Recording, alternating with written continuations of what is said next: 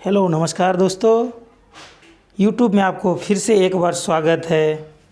आपको मैं पढ़ाने जा रहा हूँ LDC 20% कोटा JEE पीवे के बारे में।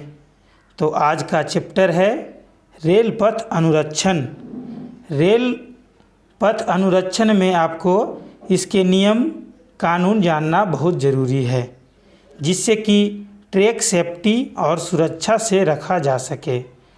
तो मैं अब आपको हिंदी में ऑब्जेक्टिव टाइप क्वेश्चन के ऊपर लेकर चलता हूँ। बीजी के लिए ट्रैक का पैकिंग करते समय स्लीपर के किनारे तक और रेल सीट से तक अंदर गिट्टी डाली जाती है। तो ये कितना डाली जाती है? ये 450 mm तक डाली जाती है। स्ट्रेट ट्रैक पर बड़ी लाइन के लिए गेज की सहन क्षमता, जब सीधी ट्रैक रहती है तो वो गेज कितनी सहने की क्षमता रखती है? तो -6 to +6 mm। ट्रैक की गहरी स्क्रीनिंग यानी डीप स्क्रीनिंग उसे कहते हैं जब ट्रैक के नीचे की खोद करके पूरा मिट्टी निकाला जाता है, उसे डीप स्क्रीनिंग कहते हैं। तो ट्रैक की डीप स्क्रीनिंग में यदि ट्रैक को मैनुअल रूप से किया जाता है, एक BCM मशीन से भी किया जाता है और एक मैनुअल रूप से किया जाता है आदमी लगाकर। तो आदमी लगाकर जब किया जाता है उसे मैनुअल रूप से कहते हैं। तो ठीक है, अगर ट्रैक की डीप स्क्रीनिंग करते समय मैनुअल रूप से अगर पैकिंग किया गया तो ट्रैक की गति ढील दी जाती है। फिर से वही गति लाने के लिए कम से कम 21 दिनों के बाद किया जाता है। तो ये 19 डेज है, इसे 21 डेज किया जाए। ये 21 डेज के बाद किया जाता है। ट्रैक की गहरी स्क्रीनिंग यानी ट्रैक की डीप स्क्रीनिंग में यदि ट्रैक को यंत्र से पैक किया जाता है, यानी ट्रैक को जो पैकिंग किया जाता है पैकिंग मशीन से, तो वो फिर से गति बहाल करने के लिए कितना दिनों के बाद किया जाता है? तो उसे 10 दिनों के बाद फिर से वही गति चालू किया जाता है। पैकिंग के दौरान घुमावों पर पटरियों को बेस रेल के रूप में माना जाता है। अगर आप पैकिंग करते हैं तो उसमें जब कर्व है, कर्व में कौन सा रेल को बेस रेल माना जाएगा? तो ये अंदर वाला रेल को, इनर रेल को बेस रेल माना जाता है, भीतरी रेल को। मानसून पूर्व सावधानी की अवधि है। जब मानसून आने वाला रहता है तो उससे पूर्व कितने महीने की सावधानी की अवधि है? तो ये मानसून आने से पहले 2 महीने पहले ही उसे कर ली जानी चाहिए। मानसून अवधि लगभग होती है। तो मानसून की अवधि कितनी होती है? तो मानसून की अवधि होती है टोटल 4 महीने।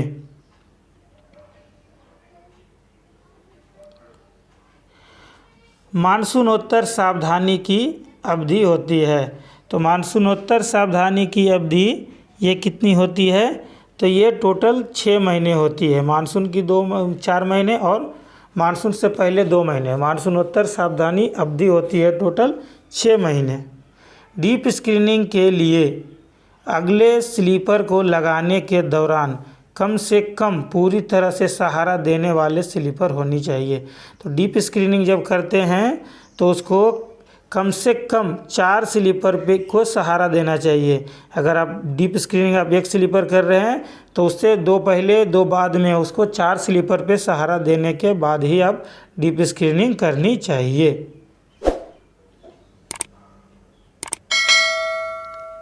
पटरी जोड़ के पास स्लीपरों के अधिक पैक होने के परिणाम स्वरूप क्या होगा? अगर आप जॉइंट के पास अधिक आप पैकिंग करते हैं तो उसको क्या बोलते हैं? उसे हाई जॉइंट बोलते हैं।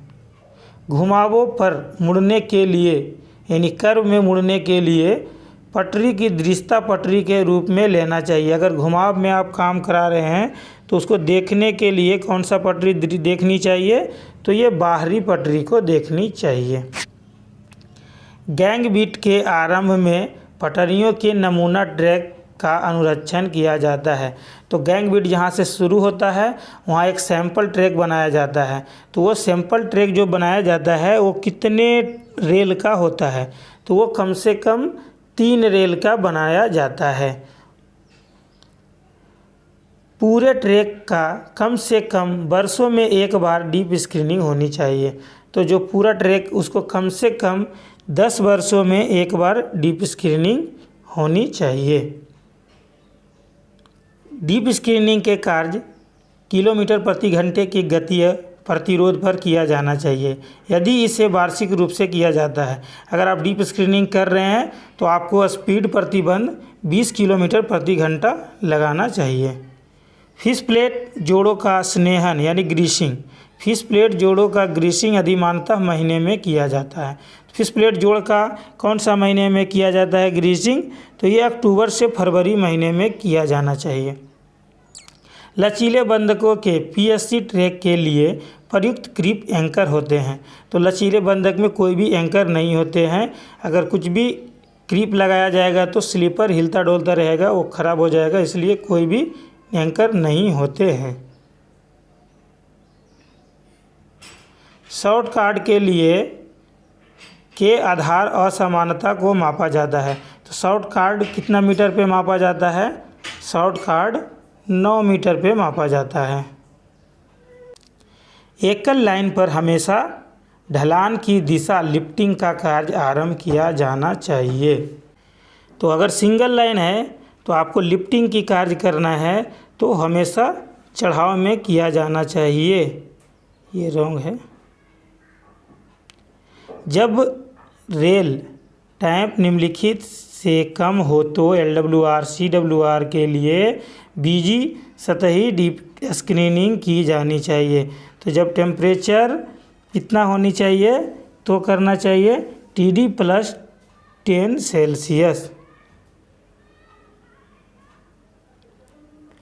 रनिंग लाइन में अस्थायी बंद होने की न्यूनतम लंबाई जहां गति LWR के अलावा 100 किलोमीटर प्रति घंटे से अधिक है। अगर 100 किलोमीटर प्रति घंटे से अधिक रहेगा तो वहां पे रेल कम से कम जो भी लगानी चाहिए तो उसकी लंबाई 11 मीटर होनी चाहिए।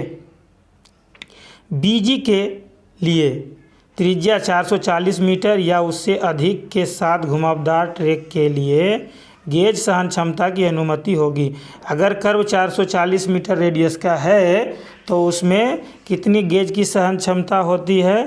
तो इसमें गेज की सहन क्षमता होती है -6 से +15। मानसूनोत्तर सावधानी में नियमित ट्रैक रखरखाव के वार्षिक कार्यक्रम के अनुसार मानसून की समाप्ति के बाद की अवधि कहलाती है। तो कितनी अवधि मानसूनोत्तर कहलाती है? तो ये 6 महीने। गैर संचारण क्षेत्र में ERC ग्रीसिंग में एक बार किया जानी चाहिए। तो गैर संचारण क्षेत्र में ERC ग्रीसिंग कितने दिनों में की जानी चाहिए? तो 2 वर्षों में की जानी चाहिए। ट्रैक थ्रू पैकिंग में संचालन शामिल होते हैं। ट्रैक थ्रू पैकिंग में कितने सामान बोले तो शामिल होते हैं? तो ये टोटल 8 होते हैं। इसमें 8 संचालन टोटल शामिल होते हैं। संचारण रोकथाम के उपाय है। संचारण रोकथाम का क्या क्या उपाय हो सकता है?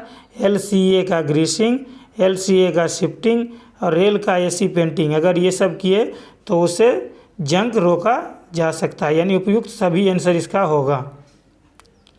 शैलो स्क्रीनिंग करते समय मशीन अनुरक्षण सेक्शन में स्लीपर के नीचे से क्रीप गिट्टी की गहराई होनी चाहिए। तो जो शैलो स्क्रीन होता है उसमें क्या किया जाता है?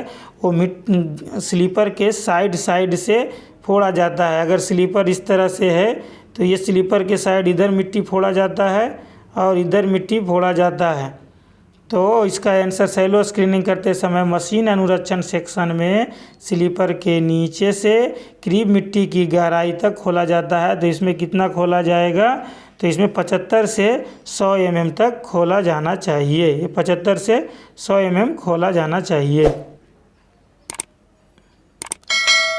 फॉलिंग मार्क का आकार होगा।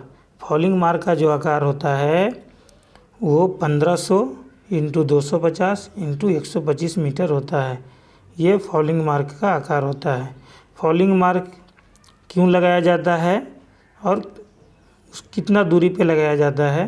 तो ये फॉलिंग मार्क ये मेन लाइन से, अगर ऐसा मेन लाइन है, इससे ऐसा लूप लाइन यहाँ निकला, तो लूप लाइन में जाने वाली गाड़ी अगर ये दोनों के बीच 4750 अगर जहाँ डिस्टेंस हो जाता है, इसके अंदर एक ग्लूट जॉइंट लगा हुआ होता है, अगर इसके अंदर गया तो फॉलिंग मार्क क्लियर के मतलब हो जा है अगर ये मेन लाइन में जाने वाली गाड़ी लूप लाइन की गाड़ी को कुछ भी टच नहीं करेगा, इसीलिए फॉलिंग मार्क लगाया जाता है। ये फॉलिंग मार्क का मैं फ़ोटो यहाँ पे लगा दिया हूँ। mm से अधिक क्रीप की अनुमति नहीं होती है। तो कितना mm से अधिक क्रीप की अनुमति नहीं होती है? ये 150। गर्म मौसम में गश्त के आदेश देने का सबसे निचला स्तर का प्राधिकारी कौन होता है? तो गर्मी के मौसम में गश्ती के आदेश देने का सबसे निचला अधिकारी वो मेट होता है। जहां बकलिंग की आशंका हो या वास्तविक बकल हो तो गश्ती सबसे पहले क्या करेगा? तो गश्ती सबसे पहले काम करेगा वो ट्रैक की सुरक्षा करेगा। काम में लाई जाने वाली पटरियों के लिए संरक्षक विरोधी पेंटिंग मोटाई होनी चाहिए। तो जो पेंटिंग होती है वो कितनी मोटाई होनी चाहिए? वो जंग नहीं लगने के लिए वो पेंटिंग की जाती है, तो वो 100 माइक्रोन की 2 परत में मोटाई की जानी चाहिए। 100 माइक्रोन की 2 परत में मोटाई की जानी चाहिए। पटरी के क्षय का कारण क्या होता है? तो पटरी के क्षय का कारण क्या होता है? वो संक्षारण, घिसाव, स्क्वैजिंग और पहिए का जलना, ये सभी जो है उसके क्षय का कारण होते हैं। ये आंसर सभी इसका होगा। ट्रैक सर्किटेड क्षेत्रों में ट्रैक का प्रति किलोमीटर न्यूनतम गिट्टी प्रतिरोध स्टेशन यार्ड में से कम नहीं होना चाहिए।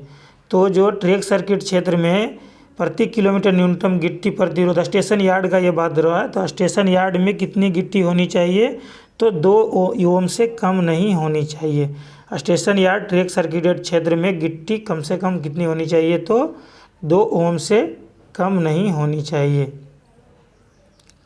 ट्रैक सर्किटेड क्षेत्रों में ट्रैक का प्रति किलोमीटर न्यूनतम गिट्टी प्रतिरोध मिड सेक्शन में कम नहीं होनी चाहिए। तो मिड सेक्शन में 4 ओम से कम नहीं होनी चाहिए। रेल पथ कर्मचारियों को सलाह दी जाती है कि जब विद्युत से खींची जाने वाली गाड़ी की सीमा के भीतर हो तो पटरी से संपर्क होने से बचने के लिए ट्रैक को क्लियर रखा जाए। तो यह 250 मीटर पहले ही उसे क्लियर किया जानी चाहिए। विद्युतकृत क्षेत्र में कोई उपकरण या श्रमिक के शरीर का कोई भी हिस्सा खतरे क्षेत्र के भीतर नहीं आने चाहिए। यहाँ खतरा का अर्थ होता है 2 मीटर।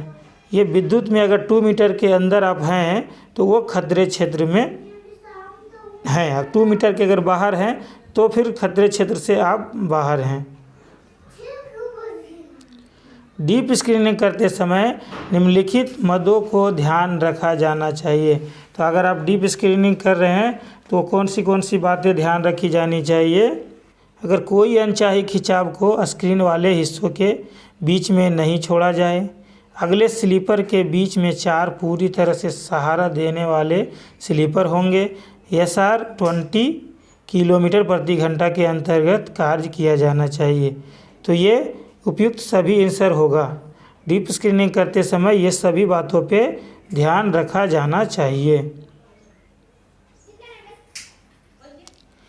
के अंतराल पर प्लेटफॉर्म लाइनों के लिए सूचित टुकड़े लगाए जाते हैं। तो प्लेटफॉर्म पे जो लकड़ी के टुकड़े लगाए जाते हैं वो 30 मीटर अंतराल पे लगाए जाते हैं। गाड़ी के गुजरने से पहले लिफ्टिंग कार्य के दौरान प्रति पटरी mm का रैंप दिया जाना चाहिए। गाड़ी अगर गुजर रहा है उससे पहले प्रति पटरी 25 mm का रैंप सुनिश्चित करें।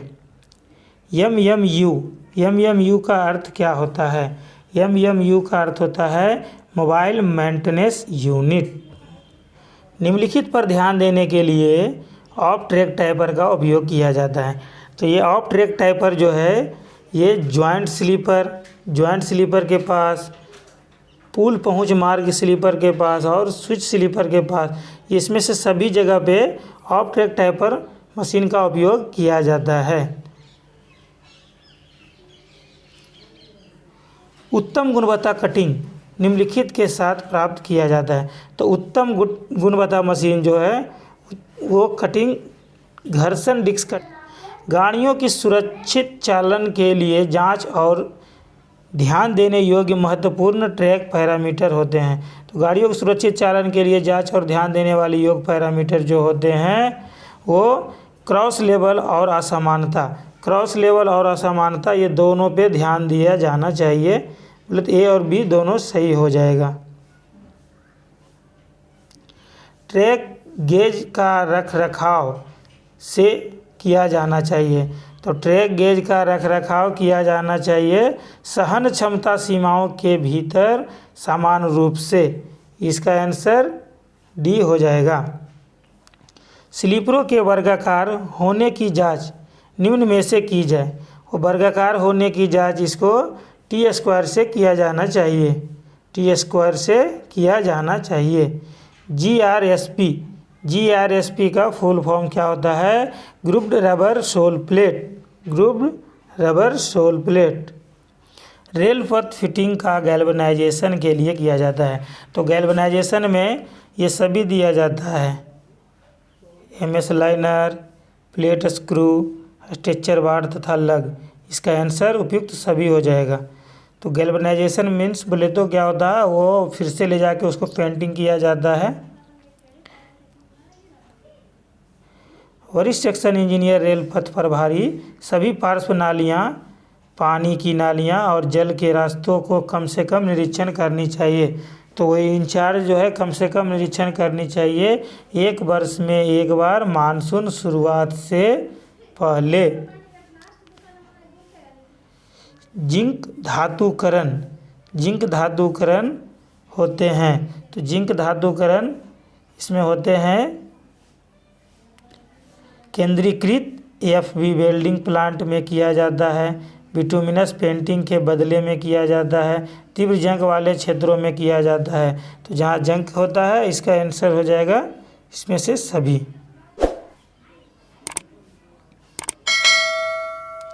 संक्षारण रोधी पेंटिंग के 2 परतों के बीच का अंतराल होनी चाहिए।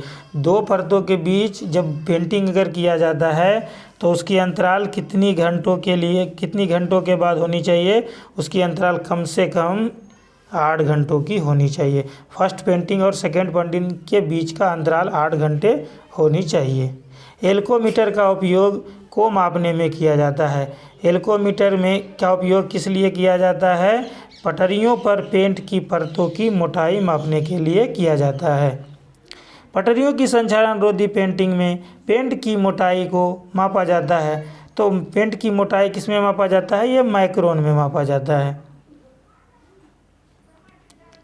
साधारणतः पटरियों पर स्थान पर अधिक संक्षारण पाया जाता है। तो साधारणतः पटरियों पर जो है लाइनर काउंटेंट क्षेत्र जो रहता है इसमें सबसे ज़्यादा जंग लगने की चांसेस रहता है, लाइनर काउंटेंट क्षेत्र।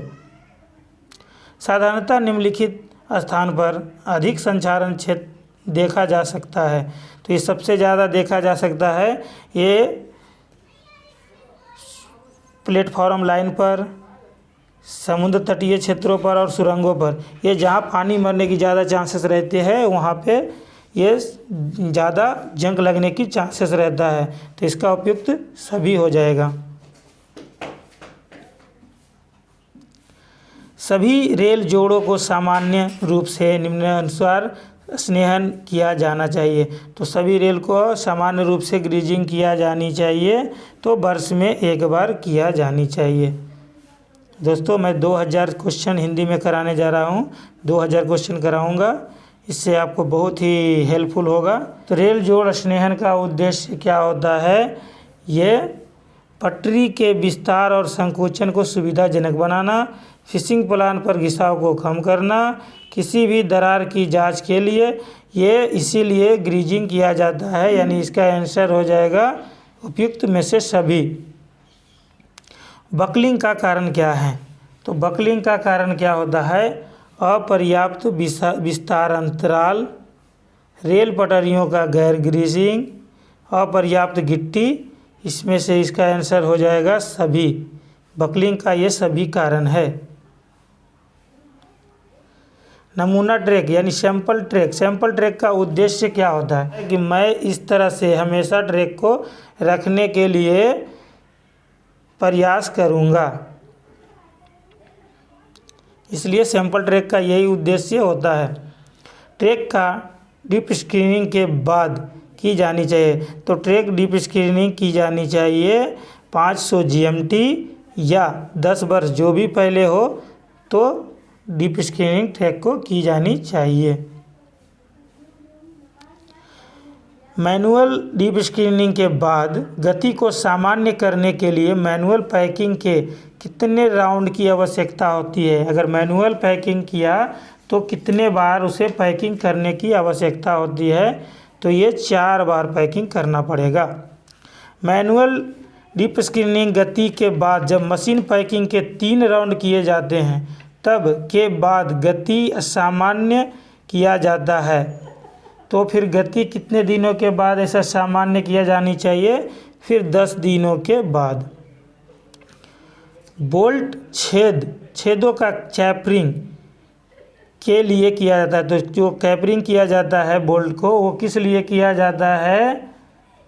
बोल्ट छेदों का सख्त करने के लिए और बोल्ट दरारों को बंद करने के लिए, यानी इसका आंसर हो जाएगा सी।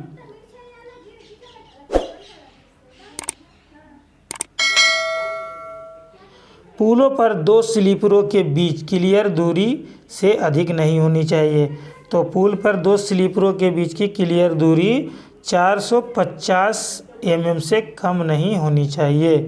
पुलों पर जॉइंट स्लीपर के बीच क्लियर दूरी से अधिक नहीं होनी चाहिए। अगर पुल पर आपको जॉइंट स्लीपर मिला तो वो जॉइंट स्लीपर में क्लियर दूरी 200 mm से अधिक नहीं होनी चाहिए। पुलों पर केंद्र स्लीपर की अधिकतम दूरी होनी चाहिए, तो पुल पे अगर अधिक से अधिक बोले तो बीच से बीच की दूरी कम से कम 600 mm होनी चाहिए। पीएससी ट्रैक में ट्रैक सर्किटेड क्षेत्र में न्यूनतम इंसुलेटेड लाइनर को सुनिश्चित किया जानी चाहिए। बोले तो अगर ट्रैक सर्किट क्षेत्र है तो वहाँ पे लाइनर 97% तक एकदम वहाँ लगा हुआ होनी चाहिए। उपयोग के लिए मरम्मत ना की जाने वाली सामग्री को रंग से पेंट किया जानी चाहिए। जो सामग्री आप कभी भी उपयोग नहीं करेंगे तो उसे लाल रंग का दाब से पेंट किया जाना चाहिए। एक बिल्ड रेल विफलता की आपातकालीन मरम्मत के बाद कम से कम रैंक के रेल पदाधिकारी द्वारा गाड़ियों को 20 किलोमीटर प्रति घंटे की गति पर गुजरने के लिए अनुमति दिया जा सकता है। तो ये मैट और कीमैन सबसे छोटे पदाधिकारी होते हैं जो कि 20 किलोमीटर प्रति घंटे की गति से गुजरने दिया जा सकता है। ठीक है दोस्तों, तो मैं अभी अगले चैप्टर को अगले दिन कराऊंगा। साधारण व सहायक नियम के बारे में मैं बताऊंगा जो कि हिंदी में होगा, और आपको अगर हिंदी में पूरा क्वेश्चन अवेलेबल होना है मैं 2000 क्वेश्चन कराऊंगा, जिससे आपको JPW LDC कोटा 20% जो है इसमें बिल्कुल आसानी से आपको हो जाएगा, ताकि आपको पूरा अच्छी तरह से समझ सके। ये 2000 क्वेश्चन कराने के बाद मैं पिक्चर लेकर वो डायग्राम के हिसाब से मैं पूरा अच्छी तरह से चैप्टर वाइज पढ़ाऊँगा और मैनुअल का भी पढ़ाऊँगा। तो ठीक है दोस्तों, अगर ये मेरा वीडियो अच्छी लगे तो मेरा चैनल सब्सक्राइब कीजिए, दोस्तों के साथ शेयर कीजिए और लाइक कीजिए। धन्यवाद।